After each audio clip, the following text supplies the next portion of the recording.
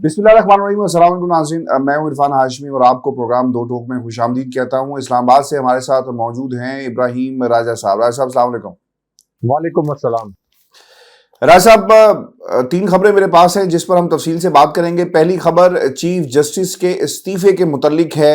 अफवाहें गर्दिश कर रही हैं इस्लामाबाद में, जिस शहर में इस वक्त आप बैठे हुए हैं, और इक़्तिदार की राहदारियों से क्या खबरें आ रही हैं। क्या वाकई चीफ जस्टिस ऑफ पाकिस्तान ने इस्तीफ़ा दे दिया, इसमें कितनी हकीकत है, और इसकी तफसील जो है अपने सुनने वालों के सामने हम रखेंगे। और फिर चीफ जस्टिस पर शहबाज शरीफ के कारिंदे ने हमला किया, और इसके क्लिप्स भी इस वक्त सोशल मीडिया पर मुख्तलिफ हिस्सों में जो है वायरल हो रहे हैं। ये भी बताएंगे कि कारिंदा कौन था और हमला किस तरह किया गया है चीफ जस्टिस ऑफ पाकिस्तान पर। और फिर राय साहब, एक जो बड़ी खबर आई है, चीफ जस्टिस के अलावा एक जज है सुप्रीम कोर्ट ऑफ पाकिस्तान के, जो चीफ जस्टिस के अलावा भी डट गए हैं, और किन अल्फाज में डटे इसकी कहानी भी अपने सुनने वालों के साथ हम जो है वो शेयर करेंगे। लेकिन राय साहब, जो सबसे अहम समात इस वक्त पाकिस्तान में हो रही है, पूरे मुल्क की नज़रें चीफ जस्टिस ऑफ पाकिस्तान पर लगी हुई हैं। एक इंतहाई अहम केस, 90 दिन के अंदर दो सूबों में इंतखाबात जो होने चाहिए वो इंतखाबात नहीं होने दिए जा रहे, और मुख्तलिफ बहानों से डिलेइंग टैक्टिक्स जो हैं वो की जा रही हैं इस वक्त पाकिस्तान के अंदर। राय साहब, आज जब समात हुई है, 5 रुकनी बेंच है जो इसकी समात कर रहा था, जिसमें जस्टिस अमीनुद्दीन ने दो सूबों में मुलतवी इंतखाबात मुलतवी करने का केस सुनने से माजरत कर ली है, जिसके बाद अदालत का लार्जर बेंच जो है वो टूट गया है। अमीनुद्दीन जब अदालत में आए तो चीफ जस्टिस ऑफ पाकिस्तान ने कहा कि अमीनुद्दीन साहब जो हैं वो कुछ कहना चाहते हैं, जिस पर उन्होंने कहा कि इस मंसूबे का अंदाज़ा, यानी जस्टिस अमीन की जानिब से माजरत करने के बाद अदालत का ये लार्जर बेंच जो है वो तहलील हो गया, और उन्होंने रेफरेंस दिया है जस्टिस काजी फायजी ईसा के उस केस में जिसमें अस खुद नोटिस केस के हवाले से कहा गया। और ये भी बहुत ही अहम है कि अमीनुद्दीन भी उस फैसले में जस्टिस काजी फायजी ईसा के साथ वही बातें करते हुए नजर आए जो उन्होंने कही, और इख्तलाफी नोट जो है वो एक दूसरे जज की तरफ से लिखा गया है। राय साहब, अफवाहें गर्दिश कर रही हैं एक कबीला ऐसा है जो chief justice of Pakistan Umar Ata बंदाल के ऊपर मुसलसल प्रेशर डाल रहा है कि वो इस्तीफ़ा दे दें, और ये बात जो है वो पाकिस्तान मुस्लिम लीग नून की तरफ से की गई थी। क्या खबर आ रही है इस वक्त शहर इक़्तिदार से इस इस्तीफ़े के मुतल्लिक, और इसमें कितनी हकीकत है? क्योंकि हमने तो कुछ और सुना, दोबारा से समात लगा दी गई है, और अब अमीनुद्दीन जो हैं उस बेंच का हिस्सा नहीं होंगे, क्योंकि एक प्रेशर डाला गया था उमर अता बंदयाल के ऊपर कि वो इस्तीफ़ा देकर घर चले जाएं, या फिर वो ये जो केस है इसे सुनने से माजरत कर लें। जी राय साहब। देखिए आशिफ साहब, इस इस्तीफे के मुतल्लिक बात करते हैं। कुछ व्यूअर्स के मैं कमेंट्स पढ़ रहा था, कुछ डीमोरलाइज लग रहे थे, कुछ लग रहा था कि हौसले उनके पस्त हो रहे हैं। एक तो चूंकि मैं इस्लामाबाद में सहाफ़त करता हूँ, इक़्तिदार की राहदारियों में घूमता हूँ, सिर्फ मैं नहीं, इस्लामाबाद में सहाफ़त करने वाले तमाम सहाफ़ी इक़्तिदार की राहदारियों में, ताकत के ऐवानों में, पार्लियामेंट में, ISPR में, सब जगहों पर जाते हैं, खबरें इकट्ठी करते हैं। तो इसलिए आपकी एक पल्स होती है जो आप ले लेते हैं इन ऐवानों से। तो पल्स मैंने जो ली है और जो मुझे इस्लामाबाद में पल्स नज़र आ रही है, हाशमी साहब, इसमें डीमोरलाइज होने की कोई बात नहीं है। ये इस वक्त कुछ लोगों को मौजूदा हालात में इमरान खान साहब का सियासी सर्वाइवल मुश्किल लग रहा है। लोग ये समझ रहे हैं कि अगर किसी कुव्वत ने इमरान खान साहब पर कांटा लगा दिया है तो ये कांटा लगा रहेगा। ऐसा नहीं होगा। आवाम ने, आपने, ये जो हमारे व्यूअर्स हैं, जो आम लोग हैं, और PTI के जो सपोर्टर्स हैं, इन्होंने इससे पहले भी नामुमकिन को मुमकिन कर दिखाया है। जनाब बाजवा और उनकी एस्टैब्लिशमेंट को तारीख में पहली मर्तबा किसी पार्टी ने अवाम की ताकत से पीछे धकेल दिया। जनाब बाजवा अब इसका इतराफ करने पर मजबूर हो गए कि फौज और इसी तरह जनाब बाजवा की जो एस्टैब्लिशमेंट थी, जिस वक्त जनाब बाजवा की एस्टैब्लिशमेंट इमरान खान साहब की पार्टी को तोड़ने की कोशिश कर रही थी, जब जनाब बाजवा ने नीम मार्शल लॉ लगाया हुआ था, जब जनाब बाजवा PTI के लोगों को अगवा कर रहे थे, तशद्दुद कर रहे थे, उन्हें बरना कर रहे थे, और जब सहाफियों को उठाया जा रहा था, انہیں اغوا کیا جا رہا تھا، تو اس کے باوجود لوگوں نے خوف کے بت توڑ دیے۔ جناب باجوہ کو اصل میں پنجاب میں جو ضمنی الیکشن ہوئے اس میں نون لیگ کو نہیں، اس کے ساتھ ساتھ جناب باجوہ کو بھی شکست ہوئی 3/4 اکثریت سے، اور آج جناب باجوہ جیتی جاگتی عوامی سطح پر ایک عبرت کی مثال بن چکے ہیں۔ تو اس لیے جس طرح سے پہلے تمام ناممکنات کو عمران خان صاحب نے اور پاکستان کے وہ عوام جو عمران خان صاحب کے پیچھے کھڑے ہیں، جس طرح انہوں نے ان ناممکنات کو ممکن کر دکھایا ہے، ایسے ناممکنات جو 75 سال میں ممکن نہیں ہو سکے تھے، کوئی پارٹی ممکن نہیں کر سکی تھی، وہ سب کچھ عمران خان صاحب نے، ان کے سپورٹرز نے اور عوام نے کر دکھایا ہے۔ تو یہ جو حالات ہیں یہ بھی گزر جائیں گے، لیکن اگر کوئی یہ سمجھتا ہے کہ عمران خان صاحب مائنس ہونے والے ہیں، کوئی اس بنیاد پر ڈی مورلائز ہو رہا ہے، کوئی اپنی سٹرگل چھوڑنا چاہتا ہے یا اس کو کم کرنا چاہتا ہے، تو میں بطور صحافی اسلام آباد میں جو میری وائز ہیں وہ یہ ہیں کہ یہ استعفوں کی جو بات کی جا رہی ہے چیف جسٹس کی، اس کے اوپر بھی بات کرتے ہیں، لیکن یہ بہت جلد استعفے دوسری جانب سے آنے والے ہیں، یہ پی ڈی ایم کے ٹولے کی جانب سے استعفے آنے والے ہیں۔ اب آ جائیں چیف جسٹس صاحب کے استعفے کے متعلق جو اطلاعات گردش کر رہی ہیں، مختلف صحافی ٹویٹس بھی کر رہے ہیں، کچھ صحافیوں نے یہ بھی کہا کہ اب چیف جسٹس کے پاس کوئی آپشن نہیں ہے، کیونکہ جس طریقے سے اس سے پہلے نواز شریف کے دور میں سپریم کورٹ پر حملہ کیا گیا تھا اور اس وقت چیف جسٹس صاحب کو جان بچانے کے لیے بھاگنا پڑا تھا، تو اس وقت جسٹس بندیال صاحب کے لیے بھی میسج یہ ہے سسیلین مافیا کا کہ زندہ بھاگ۔ یہ مووی دیکھی ہوگی آپ لوگوں نے، ہمارے ویورز نے بھی دیکھی ہوگی، زندہ بھاگ یعنی جان بچا کے بھاگ۔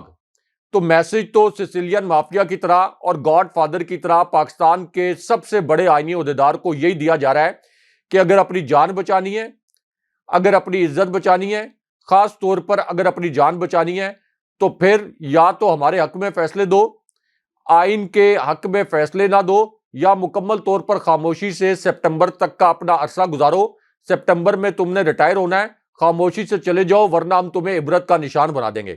لیکن ہاشمی صاحب اس کے اندر ایک بڑا ٹوسٹ ہے، اور وہ ٹوسٹ یہ ہے کہ جس طریقے سے لوگوں میں شعور آیا ہے، جس طریقے سے لوگوں میں اویئرنیس عمران خان صاحب نے پیدا کیا ہے، تو یہ بھی ہمارے وہ جج صاحبان جو اس وقت آئین کے لیے ڈٹ گئے ہیں، جو آئین کے لیے ڈٹ گئے ہیں، ان کے لیے عوام کا یہ شعور سٹرینتھ کا باعث بن رہا ہے۔ ان کو پتا ہے کہ یہ عوام ہمارے پیچھے کھڑی ہو گئی ہے، ان کو پتا ہے کہ پچھلے 3 دن کے اندر چیف جسٹس صاحب کو میں یہ بتانا بھی چاہتا ہوں، ہمارے پروگرام کے کلپس جو ہے مختلف اداروں کے سربراہان کے پاس بھی جاتے ہیں، ہو سکتا ہے کوئی ایک آدھا کلپ چیف جسٹس صاحب کی نظر سے بھی گزرتا ہو، کہ پچھلے صرف ایک ہفتے میں چیف جسٹس صاحب پاکستان کے مقبول ترین فگرز میں سے ایک فگر بن گئے ہیں، صرف اس وجہ سے کہ ایک مرتبہ انہوں نے سسیلین مافیا کو للکارا ہے اپنے فیصلوں کے ذریعے۔ سسیلین مافیا کو کسی جوابی مافیا کے طور پر للکارا نہیں ہے، بہت مائلڈ طریقے سے، بہت ہمبل ہو کے، بڑی کبھی کرکٹ کی ٹرم میں کہتے ہیں گگلی کرا کے، آئینی گگلی کرا کے پورے سسیلین مافیا کو پھنسا کے رکھ دیا چیف جسٹس صاحب نے۔ تو چیف جسٹس صاحب ایک مرتبہ آئین کے لیے کھڑے ہوئے ہیں، پورا پاکستان ان کے ساتھ کھڑا ہو گیا ہے۔ آپ دیکھ لیں کہ کتنے وہ مقبول ہو گئے ہیں اچانک جب انہوں نے آئین کے لیے سٹینس لیا ہے۔ اب ہاشمی صاحب انہوں نے جو میں نے خبر بریک کی تھی اس پلیٹ فارم کے اوپر کہ چیف جسٹس صاحب کے خلاف یہ کھلی بغاوت کرانے کے لیے انہوں نے جج صاحبان سے بات کر لی ہے، اور اعتزاز احسن صاحب کو بھی جب ہم نے یہ پروگرام کیا اس سے 2 دن بعد میں نے سنا، بڑا زبردست انہوں نے ایک فقرہ بولا۔ انہوں نے کہا کہ یہ جو شریف خاندان ہے، ہاشمی صاحب بڑے غور سے سننے والا فقرہ ہے، ہمارے ویورز بھی غور سے سنیں، بڑے غور سے سننے والا فقرہ ہے۔ سلمان تاثیر سے بھی زیادہ جو انہوں نے کہا تھا کہ عدلیہ کے اندر شریف خاندان نے ایسی انویسٹمنٹ کیا ہے کہ اگلے 100 سال تک ان کے خلاف فیصلے نہیں آئیں گے، تو اب اعتزاز احسن یہ کہتے ہیں کہ جج صاحبان جو ریٹائر ہو جاتے ہیں ان کو یہ بڑے پرکشش عہدے دیتے ہیں، یہ جو نون لیگ کی حکومت ہے یہ بڑے پرکشش عہدے دیتے ہیں ریٹائرڈ جج صاحبان کو، اس وجہ سے جو آپ کے سٹنگ جج صاحبان ہیں وہ اس لالچ میں آ جاتے ہیں کہ ہم نے شریف خاندان کے حق میں فیصلہ دینا ہے، ریٹائرمنٹ کے بعد ہمیں مراد بھی ملیں گی، مراد کے ساتھ ساتھ ہمیں عہدے بھی ملیں گے، اور پھر ہماری جو ملازمت ہے دوران میعاد ہمیں سسیلین مافیا کا مقابلہ بھی نہیں کرنا پڑے گا۔ تو اس وجہ سے ان کے آگے پوری عدلیہ مفلوج ہو جاتی ہے۔ تو اب ہاشمی صاحب ایک تو چیف جسٹس صاحب، پھر جسٹس منیب اختر، کمال ہے، جسٹس منیب اختر بھی کمال طریقے سے ڈٹ گئے ہیں سیسیلین مافیا کے سامنے۔ یعنی کوئی توقع نہیں کر رہا تھا کہ جسٹس منیب اختر بھی اس طرح سے آئین کے لیے اتنے بڑے سیسیلین مافیا کے سامنے کھڑے ہو جائیں گے۔ ایک اپ رائٹ ہمیشہ سے وہ جج سمجھے جاتے تھے، لیکن سیسیلین مافیا کے سامنے کھڑا ہونا ہاشمی صاحب آسان نہیں ہے۔ یہ مجھے پتا ہے، صحافیوں کو پتا ہے، آپ کو پتا ہے، ہمارے عام لوگوں کو نہیں پتا کہ جج صاحبان کو کس کس چینل سے کیا کیا پیغام بھیجا جا رہا ہوتا ہے۔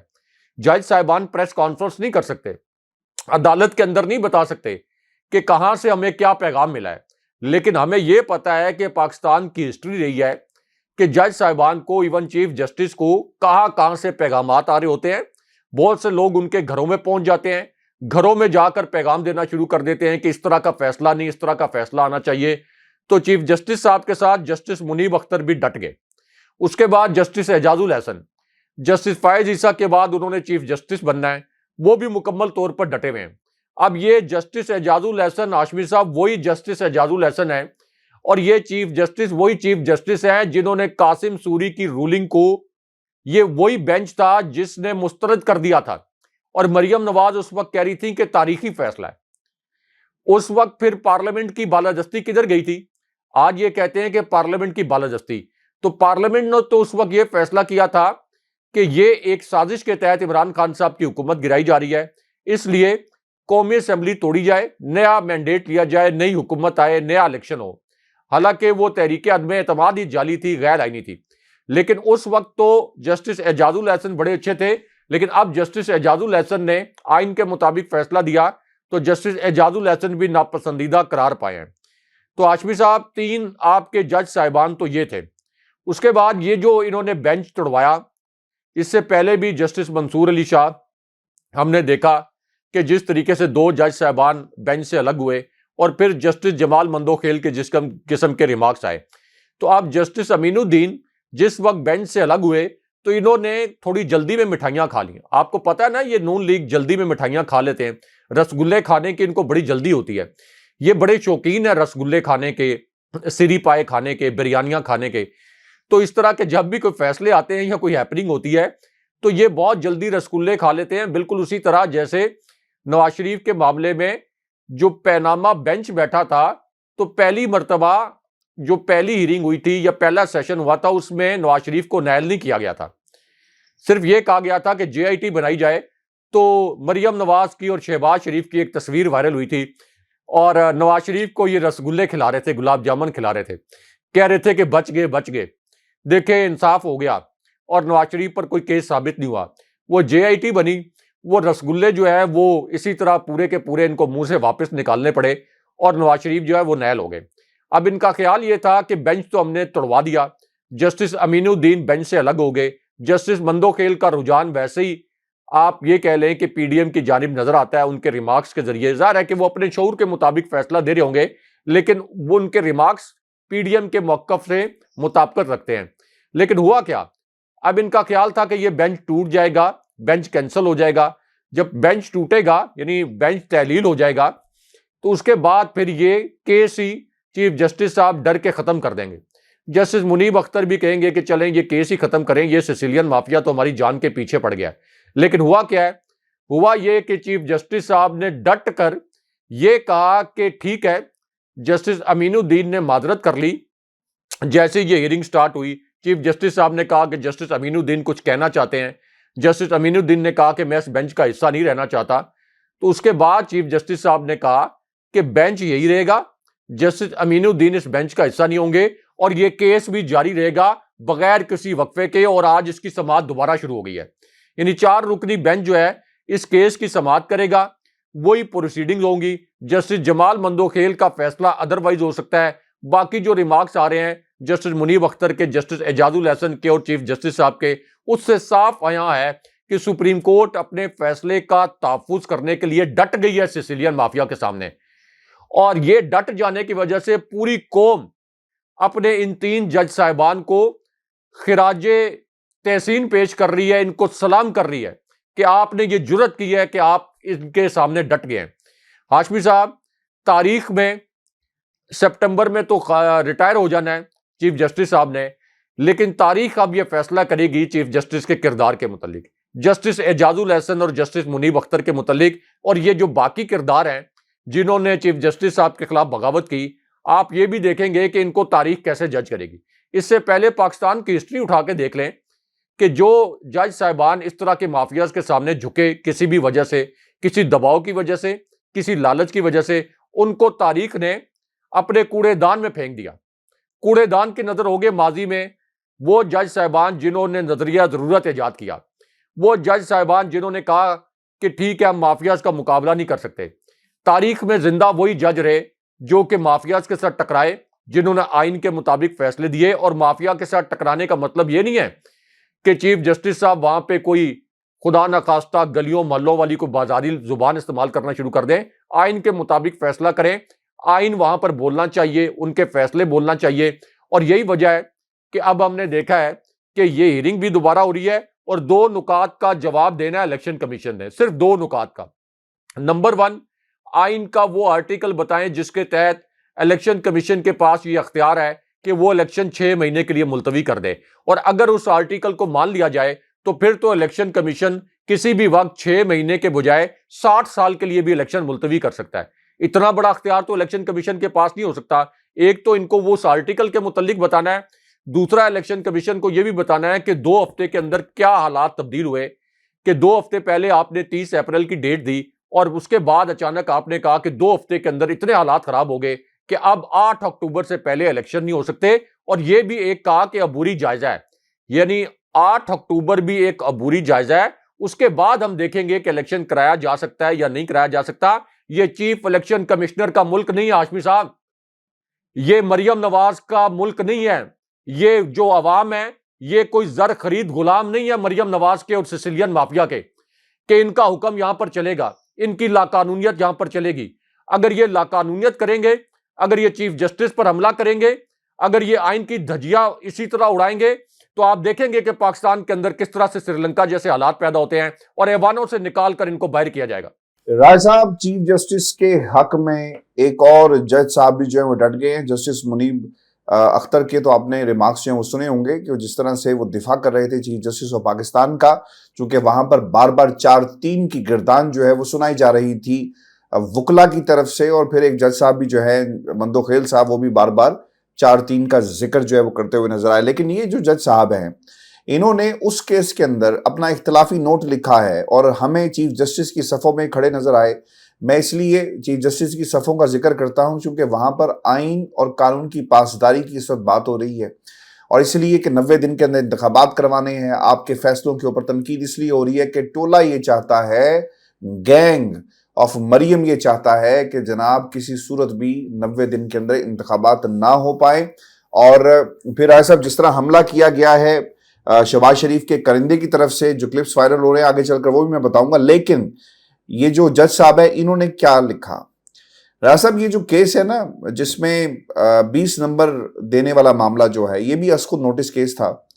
इसे जस्टिस काजी फायजी ईसा साहब ने वापस भेजा और कहा कि जनाब जब तक ये मामला आए कानून साजी नहीं होती हम इसको नहीं सुनेंगे।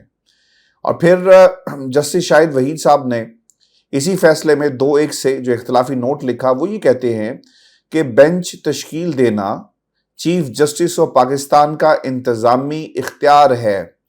सुप्रीम कोर्ट अस्कुद नोटिस जो 2022/4 में ये करार दे चुका है कि इख्तलाफी नोट में कहा गया कि बेंचेस बनाने का इख्तियार रखते हैं सिर्फ और सिर्फ चीफ जस्टिस, और जजेस बेंच की तश्कील पर एतराज़ नहीं उठा सकते। अगर जजेस को बेंच की तश्कील पर एतराज़ था तो वो माजरत करके बेंच से अलग हो सकते थे। वो जस्टिस काजी फायजी ईसा और जस्टिस अमीनुद्दीन के फैसले से इत्तफाक नहीं करते। और राय साहब जो जुमला उन्होंने कहा ये तारीखी जुमला है, और ये हमेशा पाकिस्तान में बहुत सारे जजेस को याद आता रहेगा, क्योंकि यहाँ से एक सेंटर ऑफ अटेंशन यानी जस्टिस काजी फायजी ईसा साहब ने ये सारे का सारा जो है वो खेल जिसका आगाज किया, और ये काउंटर करता है, हकीकत को बताता है कि वो खेल क्या था। जस्टिस शाहिद वहीद ने लिखा कि अस्कुद नोटिस में वो बातें ज़ेरे बहस लाई गई جو کیس کا حصہ ہی نہیں تھا. یعنی 20 نمبروں کا معاملہ تھا اور قاضی فیض عیسیٰ صاحب جو دوسرے فاضل جج ہیں وہ اور باتیں کرتے نظر آئے. اور یہ اختلافی نوٹ 5 صفحات پر رائے صاحب مشتمل ہے. رائے صاحب ججز تقسیم ہو گئے ہیں, عدالتیں تقسیم ہو گئی ہیں, انصاف تقسیم ہونا چاہیے تھا, لیکن یہاں پر دست و گریبان ہیں پاکستان میں سب سے بڑی عدالت کے جج صاحبان. رائے صاحب اب کیا ہوگا؟ جج صاحب ڈٹ گئے, اس طرح کے ججز کتنے کو ہوں تو پلڑا بھاری ہوگا, کیونکہ اب تو ہم اور آپ اور پاکستان کے 22 کروڑ عوام اور ہمارے ویورز جو ہیں وہ جج اور بینچ دیکھ کر بتا دیں گے کہ فیصلہ کیا آنا ہے.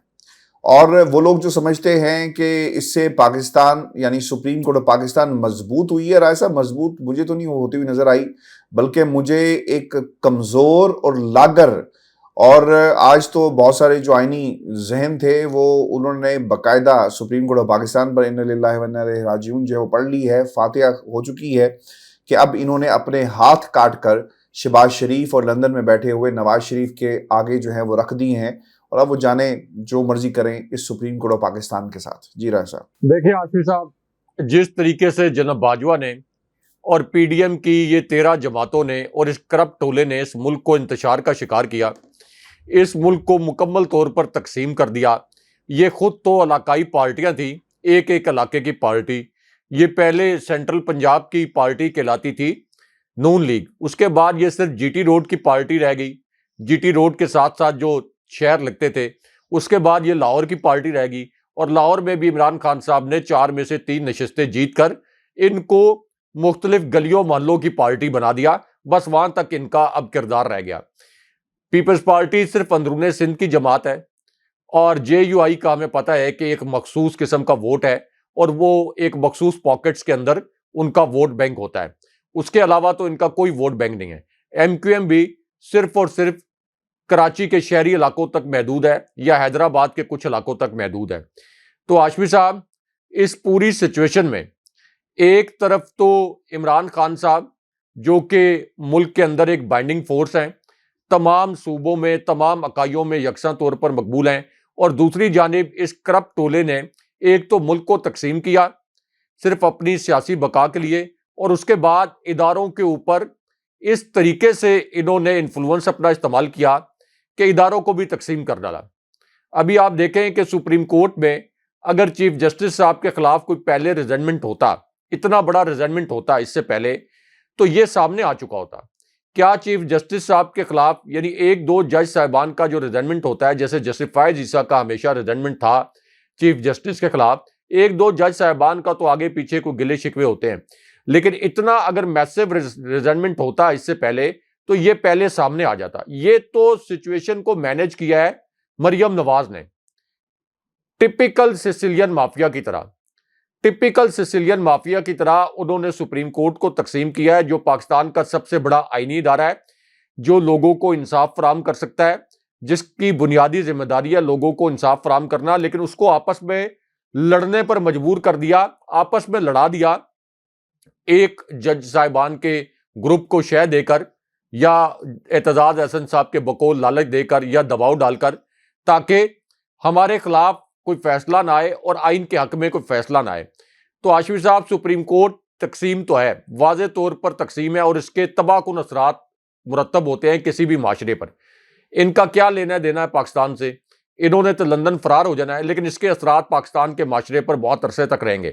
جہاں تک آپ نے کہا کہ کتنے جج صاحبان ہوں گے جو کہ سیسیلین مافیا کے سامنے ڈٹ جائیں گے, ہاشمی صاحب جسٹس شاہد وحید سامنے آ گئے ہیں, جسٹس منیب اختر بھی سامنے آ گئے ہیں, جسٹس اعجاز الاحسن بھی سامنے آ گئے ہیں, جسٹس مظاہر نقوی نے بھی ان کو چیلنج کیا تھا, ان کی یہ جعلی آڈیو ٹیپس لے کے آگے چلیں, اس کا فیصلہ جعلی ہیں یا اصلی وہ تو جب اس کا پورا پروب ہوگا تو پتہ چل جائے گا.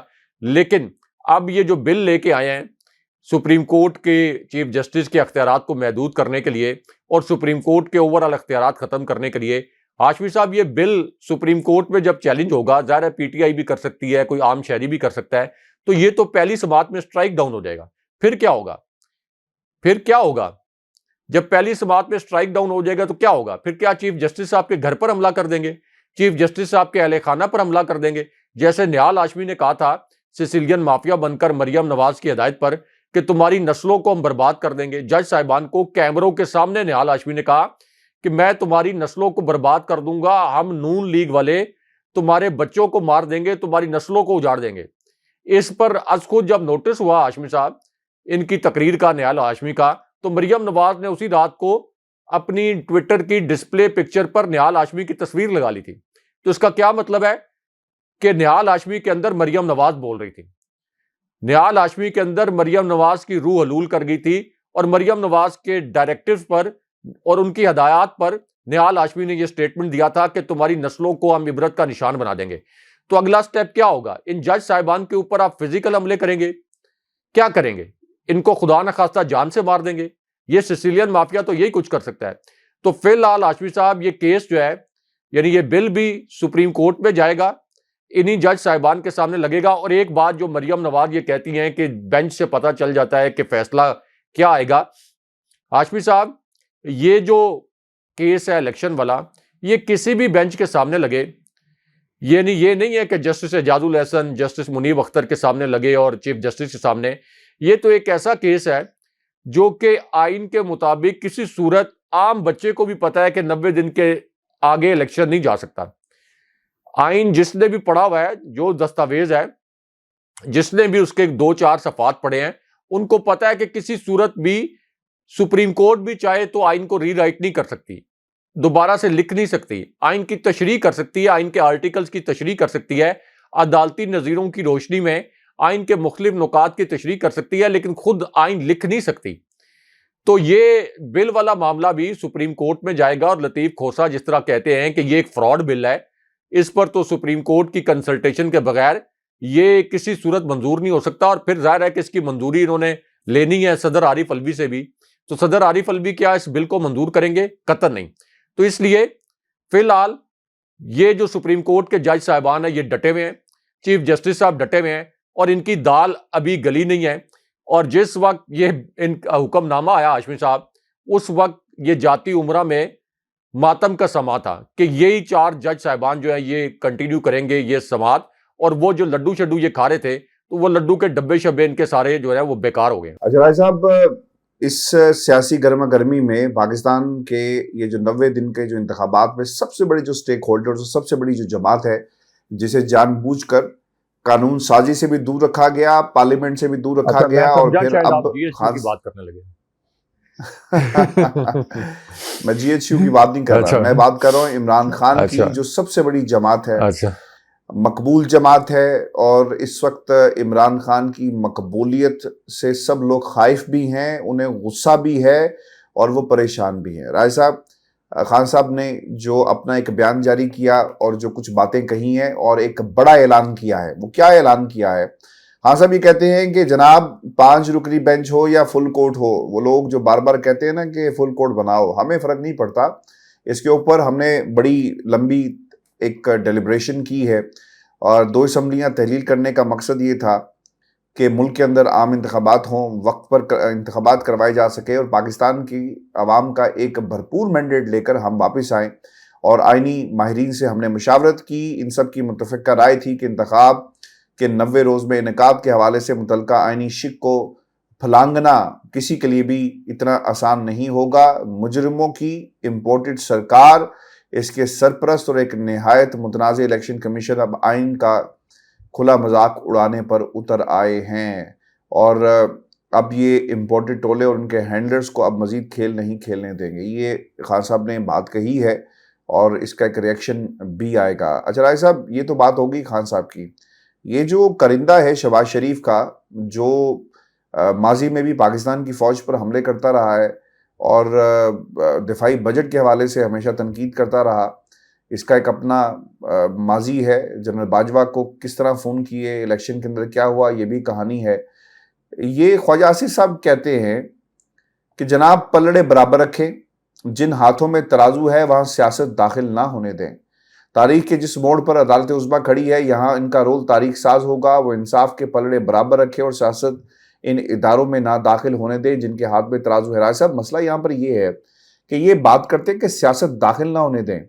हमने तो लंदन में जस्टिस काजी फायज ईसा की प्रॉपर्टी को सिर्फ देखा था, जो زیادہ دور نہیں ہے ماربل آرٹ سے، لیکن جو کچھ جسٹس قاضی فائز عیسیٰ نے جو باتیں کہی ہیں، یہی باتیں پاکستان کے اندر وفاقی وزیر قانون بھی کر رہے تھے. یعنی یہ حسن اتفاق ہے، جو سیاسی جماعت کا بیانیہ ہے وہ فیصلہ بن جاتا ہے، اور پاکستان کی عوام اس کے اوپر بھی حیران ہے. وہ یہ بھی کہتے ہیں کہ جی ایچ یو کا رول ایک بار پھر ضروری قرار دیتے ہوئے انہوں نے یہ بات کہی کہ ایسے میں ٹرانزیکشنل مذاکرات کا کوئی فائدہ نہیں ہے. سیاستدان ایک سٹیک ہولڈر ہیں اور راول پنڈی والے بھی سٹیک ہولڈر ہیں، یہ ادارہ بھی سٹیک ہولڈر ہے.